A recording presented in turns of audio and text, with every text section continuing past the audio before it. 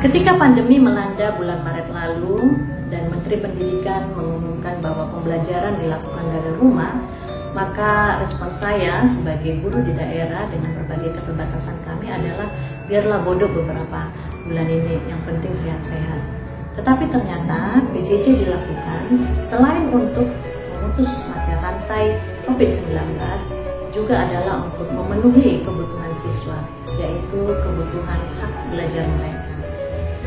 Dengan semangat 45, akhirnya saya pun belajar dan ditemani dengan Pretty Susu, minuman dengan berbagai rasa buah yang memberikan sensasi dan inspirasi untuk saya mengajar PJJ. Hal yang pertama kali saya pelajari adalah berbagai aplikasi yang dipakai untuk PJJ. Salah satunya adalah Twitter. Twitter adalah bimbingan online dengan memberikan materi terbaik, video terbaik, dan juga tutor-tutor kece. Sehingga tidak diragukan lagi, 58% siswanya lulus UTBK dan SNBPTN 2020. Hal berikutnya yang saya pelajari adalah bagaimana menggunakan Zoom atau Google Meet sehingga bisa bertemu dengan siswa secara virtual. Berikutnya adalah bagaimana mengelola kelas, memakai kelas maya Google Classroom, dan juga bagaimana mengunggah video di YouTube. Bagaimana kita mengedit video, tidak hanya menggunakan KineMaster, Viva Video, X-Recorder, tetapi juga berbagai video animasi seperti Snow atau Plotagon, karena kita tahu siswa lebih suka menonton kartun atau animasi di YouTube. Sekolah kami memang berada di kota Rangkap, tetapi siswa kebanyakan berasal dari luar kota atau pinggir kota, sehingga secara geografis sulit untuk mendapatkan jaringan atau sinyal. Secara ekonomi juga berada di menengah ke bawah, sehingga untuk HP Android sering sekali harus berbagi antara kakak atau adik. Bahkan kemarin ada yang harus pinjam tetangga. Kemudian untuk mengisi paket menunggu orang tua gajian dulu, sehingga nanti nomor WA-nya aktif 3 hari kemudian atau 1 minggu kemudian. Dan karena mayoritas anak SMK kami adalah anak laki-laki yang pantang sekali berpangku tangan, maka mereka harus bekerja membantu orang tua.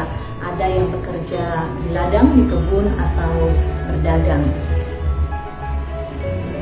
WA Group adalah satu-satunya media pembelajaran yang bisa kami maksimalkan.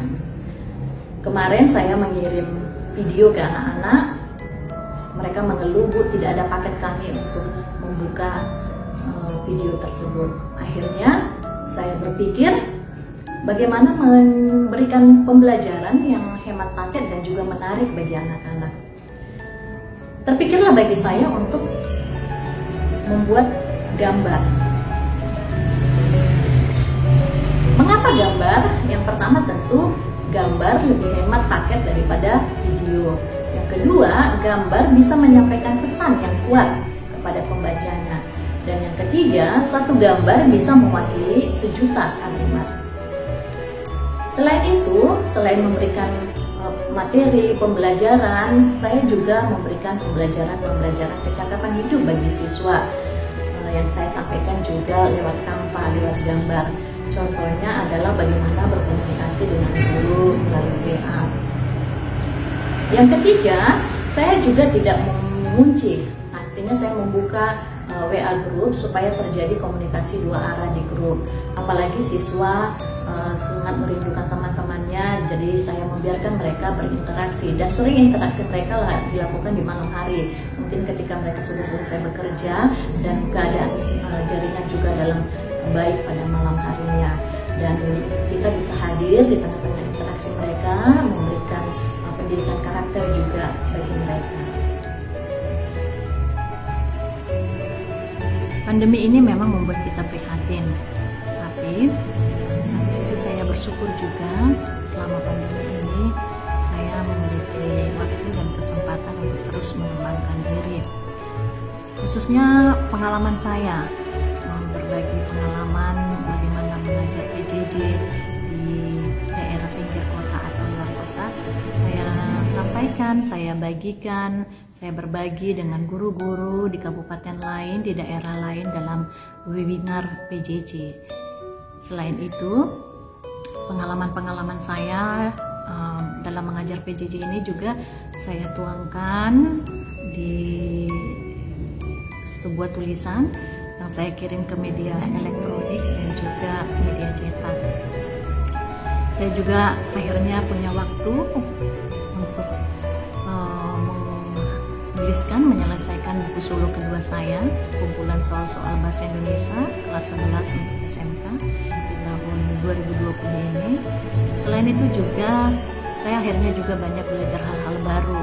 Yang pertama itu saya ada belajar mengikuti diklat atau bintek, bagaimana guru melaksanakan PJJ selama pandemi ini. Kemudian juga saya ada belajar bagaimana membuat podcast, radio internet ya, media sosial yang sedang viral saat ini. Dan akhirnya saya berhasil membuat satu akun podcast ya, guru pinggir kota. Kemudian saya juga karena musimnya webinar sekarang, saya juga bergabung dalam grup relawan Ruang Bergerak, di mana saya belajar di situ bagaimana melakukan sebuah webinar, mulai dari merekrut, kemudian melakukan webinar dan memfollow up sebuah webinar. Jadi meskipun pandemi, jangan pernah lelah belajar, mari terus berkarya. Menjadi guru inspiratif Indonesia bersama Quiver dan Wiki Social.